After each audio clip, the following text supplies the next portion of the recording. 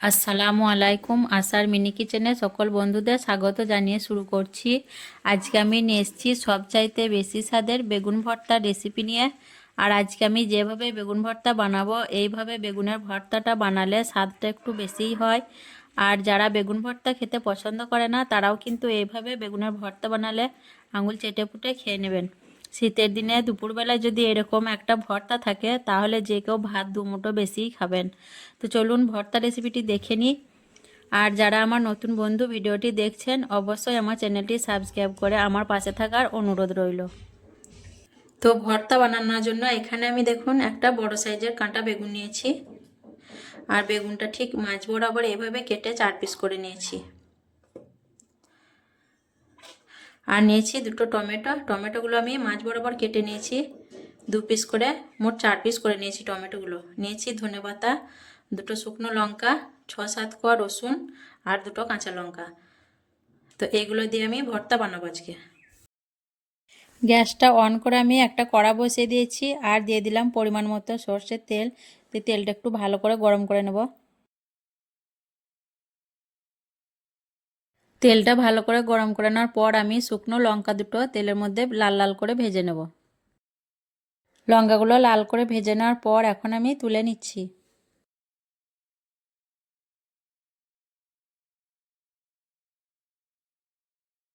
তারপর এই গরম তেলের মধ্যে আমি একে একে বেগুন, টমেটো, কাঁচা লঙ্কা, রসুন সব কড়াইয়ের মধ্যে দিয়ে দিচ্ছি। বেগুন, টমেটো তেলের মধ্যে দেওয়ার পর আমি এখন ঢেকে দিয়ে 2 মিনিটের মতো লো ফ্লেমে জাল করে নেব।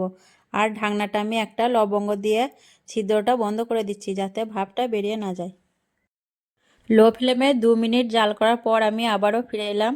দিয়ে বেগুনগুলো আমি একবার পাল্টে নেব যাতে 2 পিঠ খুব ভালোভাবে সেদ্ধ হয়ে যায়। বেগুনের নিচের দিকটা দেখুন লাল কালার চলে এসছে। তো বেগুনগুলো আমি একবার উল্টো পাল্টা করে দিয়ে দেবো, তাহলে নিচের দিকটাও খুব ভালোভাবে সেদ্ধ হয়ে যাবে।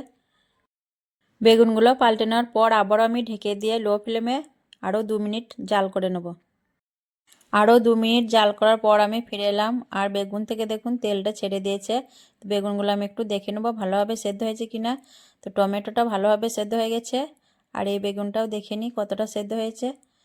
তো এই বেগুনটাও ভালোভাবে সেদ্ধ হয়ে গেছে।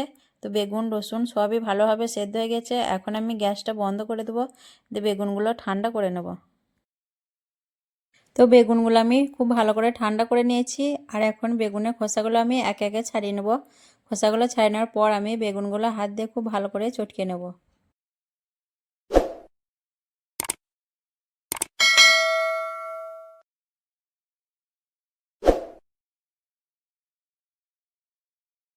এইভাবে বেগুন ভর্তা বানালে বেগুন ভর্তা খেতে কিন্তু অনেক মজার হয়।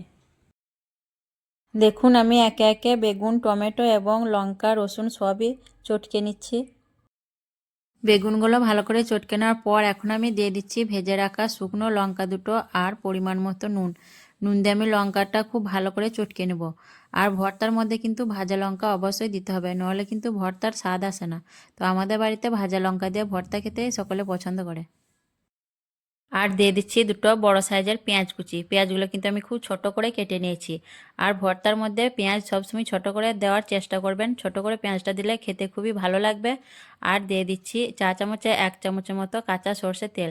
তো পেঁয়াজ আমি খুব ভালো করে চটকে নেব। পেঁয়াজ কিন্তু যত ভালো করে চটকাবেন ভর্তা খেতে কিন্তু ততই ভালো হবে।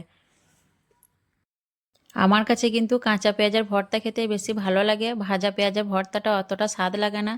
তো যারা এভাবে ভর্তা বানিয়ে খাননি কাঁচা পেঁয়াজ দিয়ে তারা কিন্তু অবশ্যই একবার বানিয়ে দেখবেন, খুবই মজার হয় এই ভর্তাটি। আর এরকম ভর্তা দুপুরে গরম গরম ভাতের সঙ্গে থাকলে মাছ মাংসের স্বাদকেও হার মানাবে। পেঁয়াজ আর লঙ্কা আমি খুব ভালো করে চটকিয়ে মেখে নিয়েছি। এর মধ্যে এখন আমি দিয়ে দেবো ধনেপাতা কুচি। আর ধনেপাতা কুচিটা দিলে ভর্তার স্বাদটা আরও বেড়ে যাবে। তো সবসময় ভর্তার মধ্যে ধনেপাতা দেওয়ার চেষ্টা করবেন। আর ধনেপাতাটাও আমি পেঁয়াজের সঙ্গে খুব ভালো করে চটকিয়ে মেখে নিচ্ছি। পেঁয়াজ, লঙ্কা, ধনেপাতা চটকিয়ে নেওয়ার পর এখন আমি বেগুনের সঙ্গে পেঁয়াজটা খুব ভালো করে মেখে নেব। আর ভর্তা যত চটকি চটকি মাখবেন ভর্তার স্বাদও কিন্তু ততই বেশি হবে। ভর্তাটা আমি ভালো করে মেখে নিয়েছি আর এখন নুনটা একটু চেক করে দেখে নিচ্ছি। ভর্তার মধ্যে নুনটা কম হয়েছে, তাই আরও কিছুটা নুন দিয়ে আমি আবারও ভালো করে ভর্তাটা মেখে নেব।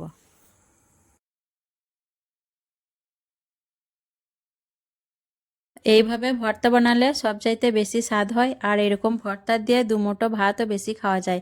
তো আজকের বেগুনের ভর্তা রেসিপি কেমন লেগেছে আপনারা অবশ্যই কমেন্টে জানাবেন। ভালো লাগলে লাইক করবেন, শেয়ার করবেন, আর আমার চ্যানেলটি সাবস্ক্রাইব করে আমার পাশে থাকবেন। তো আসবো আবারও অন্য কোনো রেসিপি নিয়ে। সকলে ভালো থাকবেন, সুস্থ থাকবেন।